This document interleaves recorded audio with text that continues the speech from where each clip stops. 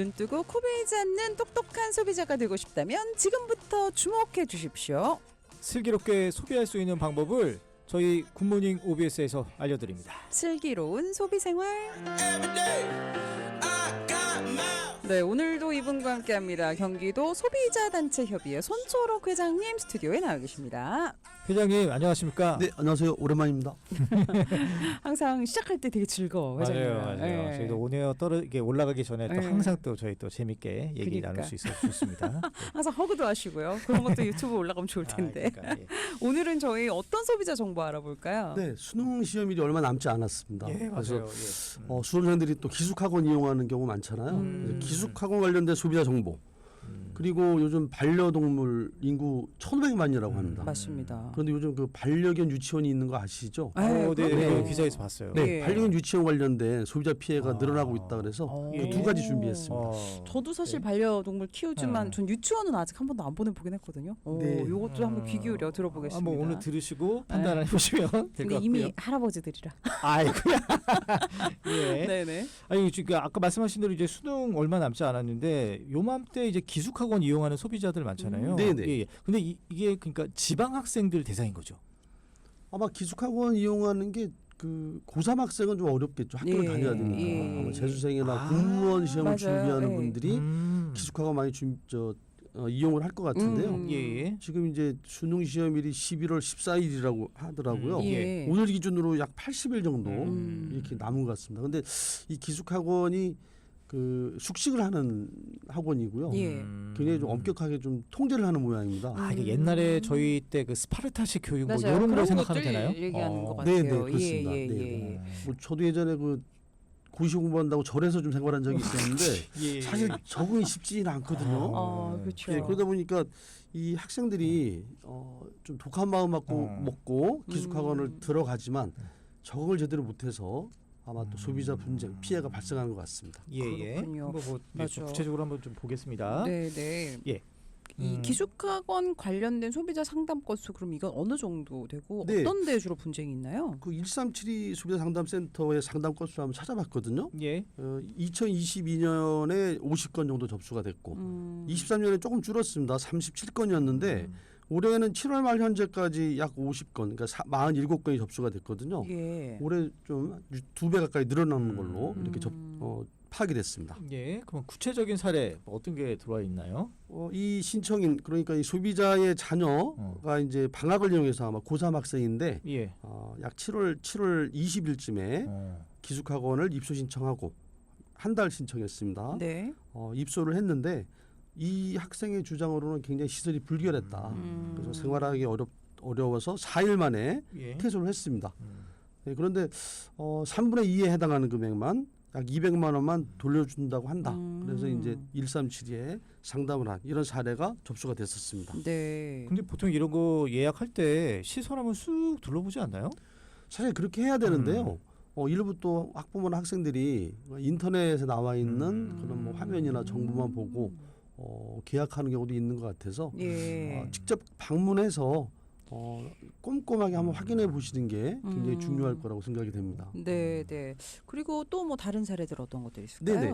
또 다른 사례도 비슷한데요. 이분 역시 2월 달에 기숙형 재수학원에 자녀를 등록을 시켰습니다. 총 교육비가 339만 원, 굉장히 좀 비싸죠. 예, 예. 근데 역시 이 학생도 입소 3일 만에 그만두고 나왔는데 수업은 딱 하루만 들었다고 합니다. 그런데 역시 돌려받을 금액은 3분의 1을 제외한 3분의 2만 돌려받을 수 있다. 네. 이렇게 이제 안내를 받아서 이 학부모들 입장에서는 굉장히 좀 억울하다고 생각하실 수 있죠. 예. 이 적은 돈이 아니고 약 3,400만 원 정도 하는데 그러니까요. 며칠 이용하지도 않았는데 3분의 1을 공제한다고 하니까 예. 학부모들께서 아마 그 억울한 심정에 상담을 신청하신 것 같습니다. 네. 방금 소장님이 학원법 말씀하셨는데 이 학교 규정이 바로 이 학원법에 근거한 거죠? 네, 기숙학원도 이제 학원에 해당되기 때문에 학원에 관한 규정들이 있거든요. 예, 예. 제가 이 시간에 몇 번 말씀드렸지만 소비자 분쟁 해결 기준 말씀드렸죠. 네. 품목별로 돼 있는데 거기에도 학원관에 관련된 규정은 3분의 1이 지나지 않은 경우에는 3분의 2만 돌려주도록 이렇게 딱 규정이 돼 있습니다. 네, 네. 그리고 절반 이상이 지나가면 예. 절반까지는 반을 돌려받고요. 예. 근데 절반 이상이 지나가면 전혀 못 돌려받도록 아. 이 규정이 좀 엄하게 돼 있습니다. 어떻게 그래요? 보면 소비자 쪽에서는 좀 억울하다고 생각할 수 있죠. 근데 규정 자체가 이렇게 딱 돼 있습니다. 그러니까 아. 3분의 1 지나기 전에 3분의 2 받고 예. 예. 절반이 지나기 전에는 반을 받고 절반이 지나면은 한 푼도 못 받는다. 아. 이렇게 기억을 하셔야 되겠습니다. 네, 이렇게 명시가 돼 있군요. 네. 여기 학원은 꼭 이렇게 입시 학원뿐만 아니라 모든 학원이 모든 동일하게 이 학원 관련된 법에 규정을 적용받도록 이렇게 돼 있고요. 예. 소비자 분쟁 해결 기준뿐만 아니라 학원의 설립 운영 및 과외 교습에 관한 법률이라고 또 법이 따로 있는데 이게 별개의 법이에요, 이거? 네네 별개의 네. 법인데 이 법의 시행령에 의해서도 똑같은 규정이 지금 명시가 되어 있습니다. 예. 네, 그렇구나. 그러면 뭐 어디를 가더라도 요거는 조금 생각을 해주시는 게 좋겠네요. 그렇습니다. 3분의 1 전에는 3분의 2만 그렇습니다. 환급받고 네. 절반이 안 된 시점은 절반을 받고 그렇죠. 절반이 지나면 아예 못 받고. 아예 예, 못 예. 받습니다. 예. 근데 만약에 이제 거꾸로 학원 쪽에 아까 첫 번째 사례에서 학원이 불결해서 예. 근데 사실 시설에 문제가 있을 수도 있잖아요. 그렇죠. 정말 학원이 그 학생이 이용하기에 좀 어려울 정도의 시설이었다면 그건 학원 잘못이기 때문에 그럴 때에는 이 규정을 적용하면 안 되겠죠. 그래요. 지금 이 규정은 소비자의 귀책 사유라고 하죠. 소비자가 계약했다가 예. 나 못하겠어요 이렇게 하고서 이제 포기할 때에 적용하는 기준이고 뭐 단순 변심 이런 거. 예, 그렇습니다. 예. 네, 만약에 학원 자체의 어떤 시설이나 아니면 또 강사가 또 바뀔 수도 있고 이런 여러 가지 그럼 크죠. 그럼요. 예. 학원의 잘못으로 해약할 경우도 있거든요. 그럴 네네. 때는 이 규정을 적용하지 않고요. 예. 그래서 다른 규정을 적용하고 뭐 일할 계산을 한다든지 예, 이렇게 예. 규정을 적용할 수 있고 오히려 거꾸로 학원 쪽으로부터 또 배상을 받을 수 있는 예. 이런 규정이 적용돼야 됩니다. 그 지금 좀 정리를 해보면 그 예전에 그 소장님이 헬스장 관련된 얘기에서는 네네. 그 위약금 같은 게 총 이용 금액의 10%다 이렇게 그렇습니다. 얘기를 해주셨는데 네, 네. 이번 건은 학원법에 의해서 아까 절반이 넘으면은 아예 못 받고 그렇습니다. 그리고 절반 이전일 경우에는 3분의 1을 받을 수 있고. 그러니까 3분의 아. 1이 지나기 전에는 3분의 2를 받고 예예예. 예, 절반까지는 절반을 받고 이제 절반이 절반이 지나면 아예 못 받고. 아예 못 받고. 와 예. 그 이제 정리가 됐습니다. 저도. 네. 예. 체육시설은 이용금액 10% 일단 위약금이라는 게 있어서 뭐 시작을 하기 전이나 후나 그만두면 위약금 10%를 떼고 네, 네. 이용일수에 따른 일할 계산을 했었는데 예.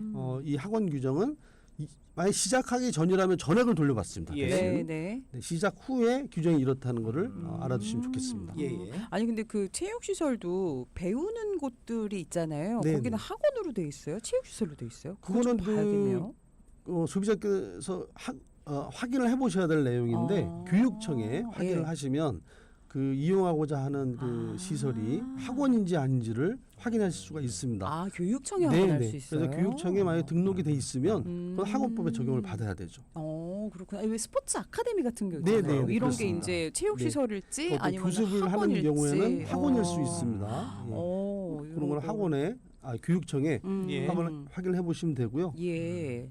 지역에서. 만약에 정당하게 또 돌려받아야 되는데 음. 돌려받지 못할 경우에는 저희 1372의 도움을 받으실 수도 있지만 예. 또 교육청에 도움을 구하실 수도 있습니다. 네, 네. 그럼 학원을 이용하려는 소비자분들 조금 꼭 좀 이런 걸 염두를 해주시면 좋을 것 같아요. 교육청에 확인을 해보고, 네, 그렇습니다. 예, 그리고 네. 아무래도 직접 좀 가서 확인하는 게 낫겠죠. 네, 그렇죠. 어디를 들어갈지 그리고 일단 알겠습니다. 중요한 게 그 적응이 사실 쉽지 않거든요. 그럴 것 같아요. 그 부분에 사실. 대해서 네. 학생의 성향 뭐 이런 것도 잘 고민하시고 해서 좀 신중하게 맞아요. 계약을 하시는 게 좋겠습니다. 맞아, 이 마음을 거액이라서요. 네, 먹어야 돼. 사실 저는 그냥 학원도 잘 적응이 좀 안 됐더라고요. 어렸을 때 생각해 보면, 근데 그런 친구들, 저 같은 친구들은 가면은 환불할 가능성이 조금 자유분방한 크겠네요. 성격들은 제가 볼 때는 네. 기숙학원은 좀 어렵지 않을까 싶습니다. 아니 근데 뭐 유나 씨는 워낙 공부 잘해가지고 학원도 안 다니셨을 것 같아요.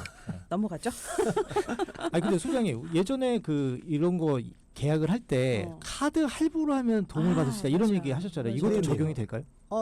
시작하기 전이라면 그다음에 7일 이내라면 근데 이제 지금 제가 말씀드린 이 두 사례의 경우에도 이미 시작을 했기 때문에 예. 근데 3일 후에 예, 그 계약을 파기한 경우도 있잖아요. 그러면 근데 그거는 이제 이용을 이미 시작했기 때문에 그것도 다른 얘기예요? 그러니까 저 철회라는 거는 예. 아예 그 시작하기 전에 또 음. 물건을 뭐 사용하기 전에 이제 할 수 있는 거지. 그렇군요. 예, 그거를 잘못하면 또 너무 악용할 소지가 있기 때문에 아, 그렇죠. 그건 그렇게 해서는 안 되겠죠. 예. 만약에 그 한 7일까지 이용하다가 청약철회권을 행사한다. 음. 인정해 달라. 이건 안 되는 일이기 때문에 그렇죠. 시작하면 청약철회의 그 권리는 사라진다고 보시면 되겠습니다. 그렇네. 이 수업은 수업 자체 그 듣는 게 제품인 거잖아요. 맞아요. 어쨌든 그러니까 포장을 뜯은 거네 벌써. 그렇지, 그렇지. 예. 그게 딱 맞네. 포장을 포장 뜯은 거네. 뜯고 사용을 네. 했다고 네, 봐야 되겠죠. 맞아요. 알겠습니다. 요거에 대해서 확실하게 알았고요. 두 번째 주제 한번 넘어가 보겠습니다. 저희 청취자분들 중에서도 반려동물 키우시는 분들 진짜 많으신데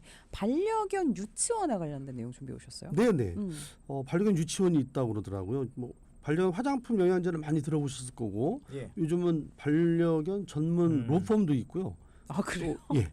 그다음에 또 반려견들하고 이제 동반 여행 비행기도 아, 예전에는 자주 화물칸에 이제 실었었는데 네. 지금은 같이 타고 여행하는 그런 있어요. 여행이 굉장히 늘어난다 그러고요. 예. 그럼 혹시 이 반려견 유치원은 나이 제한이 있습니까? 거기까지 제가 확인을 못했는데요. 저도 좀 놀란 게 이 반려견 유치원이 어린이하고 똑같다 그러더라고요. 등원시키고 하원시키고 그러니까, 네. 알림장도 있다 그러고요. 생일 파티도 하고 뭐 이렇게 한다 그러는데요. 맞아요. 지금 이 시장이 작년 2022년도에 8조 정도 됐는데 와. 32년도 약 10년 후에는 20조 원. 연평균 9.5% 정도 이렇게 성장한다고 하거든요. 앞으로 10년 뒤에 예. 네네. 그러니까 아마 그 반려견 유치원도 점점 더 확산되고 예. 이용하는 소비자들도 늘어나지 않을까 이렇게 생각이 됩니다. 네, 네. 우리 지금 라디오 들으시는 분들 중에서도 혹시 뭐 반려견 유치원 이용해 보신 분들 문자 한번 보내주셔도 좋을 것 같고요. 아무래도 그런 반려견 유치원 관련된 뭐 소비자 피해 분쟁들이 좀 있겠죠? 네네. 아직까지 그렇게 많지는 않더라고요. 최근 5년 동안에 137에 접수된 그 상담 건수가 총 95건이었습니다. 그러니까 1년에 한 20건 정도 이렇게 접수된 걸로 나타났는데 네. 주로 그 계약과 관련된 그 분쟁이 약 85%였고요. 안전사고 관련된 게 5건 이렇게 접수가 됐는데 계약과 관련된 것도 중도 해지했을 때 환불을 거부했다.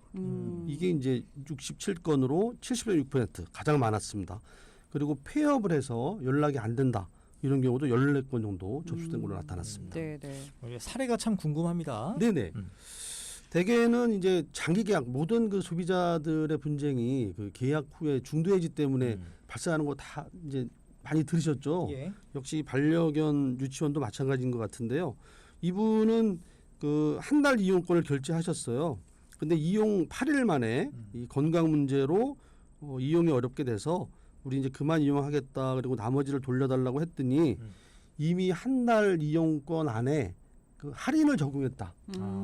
반려견 유치원 얘기는 그러니까 예를 들어서 하루 이용권이 뭐 얼마인데 한 달을 끊었기 때문에 할인을 해준 거다. 그래서 이게 헬스하고 거의 비슷하죠. 그렇죠. 네. 하루 이용권 뭐 한 10,000원인데 네, 네, 한 달이면은 원래 30만 원이지만 뭐 예. 몇만 원 해주듯이 반려견 유치원이 그렇기 때문에 이미 할인이 들어가서 돌려줄 돈이 없다. 이런 사례가 접수가 됐었고요. 예. 그리고 또 한 사례는 이분이 10회 이용권을 결제했습니다. 예. 근데 그 계약 당시에는 이분이 그 10회 이용하는 거를 한 달 안에 하라는 걸 모르셨대요. 그러니까 한 달 안에 맞아요. 10회를 다 써야 되는 건데 네. 모르셨던 거죠.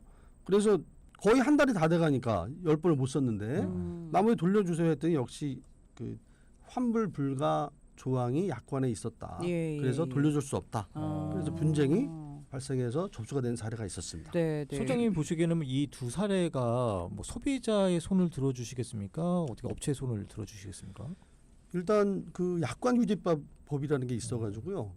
그 약관규제법의 주요 내용은 소비자에게 지나치게 부당한 조항은 그 약관 내용 자체를 무효로 보는 예. 그런 약관규제법이 있거든요. 예, 예. 그래서 내용을 그 다시 자세히 살펴봐야 되겠지만 만약에 그 업소에서 주장하는 그 계약 내용 중에 소비자한테 이건 좀 지나치게 불리하다라고 느껴지면 그렇게 판단되는 조항이 있다면 예. 그 조항 자체가 무효가 될 수 있습니다. 그래서 소비자가 주장하는 예. 환급 금액을 조정해서 받으실 수도 있겠습니다. 두 가지 근데 사례는 이거 한 달 안에 10회 이용 이거는 그 소비자가 그 놓친 거잖아요. 그러니까 규칙 사유라고 저는 판단이 되는데 와 이거 그 할인 혜택을 이미 적용했다고. 그러게 앞에다 적용하는. 그건 좀 아닌 것 같기도 이거는 해서 조금 한번 저도 여쭤봤습니다. 예. 그러니까 이건 아마 계약하실 때 소비자도 마찬가지고 네. 반려견 유치원 사업자 쪽에서도 이런 그 특약 사항 같은 거는 좀 확실하게 고지를 하시고 그렇죠. 명시하시고 나중에 분쟁을 사전에 예방하시는 게 좋을 것 같습니다. 네. 예. 네. 반려견 케어와 관련된 분쟁들도 있다고요. 네, 이게 이 반려견 유치원에서 이런 사례가 하나 좀 보도가 됐더라고요. 예. 10살 푸들이 학대됐다. 그래서 이제 맞아요. 동물권 단체에서 10살짜리 푸들이었는데 유치원 원장 거구의 유치원 원장이 뭐 13분 이상 학대했다. 그래서 네. 기사가 뜬 적이 있었거든요. 예. 이 동물 단체 쪽에서는 막 이 마루라는 그 애완견 네. 반려견을 막 짓누르고 해서 신체적 정신적 고통을 가했다. 공포와 장애를 입혔다 이렇게 주장하는데 반면에 반려견 유치원 쪽에서는 이 입질 같은 그런 그 사람한테 해를 가는 그 반려견이라서 네. 이건 교정을 한 거다. 아. 이렇게 해서 지금 양쪽 입장이 좀 팽팽한 것 같은데 앞으로 아마 이런 분쟁이 꽤 많아질 것 같고요. 네. 그렇게 보면 아까 말씀드린 것처럼 이런 그 펫 전문 로펌도 네. 상당히 활성화되지 않을까. 그러니까 이렇게 또 생각이 됩니다. 예. 와 진짜 이런 거는 어디를 저도 상황을 봐야 될 것 같아요. 그렇습니다. 영상을 봐야 할 것 같아요. 아 그거에 따라 다르게 판단될까요? 저는 일단 하나 믿지 않는 거 우리에게는 절대 안 물어요. 전 이 말 절대 안 믿습니다. 그렇습니다. 예, 사람도 욱할 수 있잖아요. 그래서 그런 거는 조금 그치만 이거는 좀 너무하긴 했지만 상황을 좀 보긴 해야 될 것 예. 같습니다. 말씀하신 예. 것처럼 이런 사례들이 굉장히 그 케이스마다 다르기 때문에 예. 일률적으로 판단하기 좀 어려울 것 같고요. 예. 다 들여다봐야 될 것 같습니다. 그렇죠. 예.